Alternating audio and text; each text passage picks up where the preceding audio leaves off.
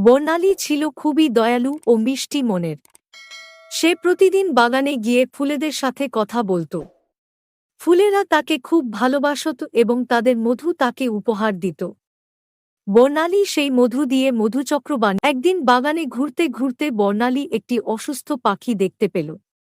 পাখিটি উড়তে পারছিল না এবং খুব কষ্ট পাচ্ছিল।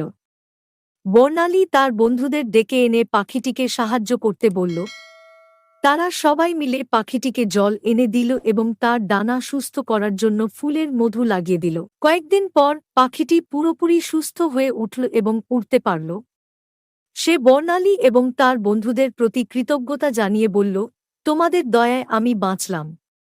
আমি কখনো তোমাদের এই উপকার ভুলব না। এরপর থেকে বর্ণালী এবং পাখিটি ভালো বন্ধু হয়ে গেল।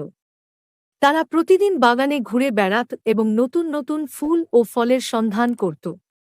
তারা একসাথে অনেক সুখের সময় কাটাত। এই গল্পটি আমাদের শেখায়, দয়া ও সহানুভূতি মানুষের প্রকৃত সৌন্দর্য বাড়ায়।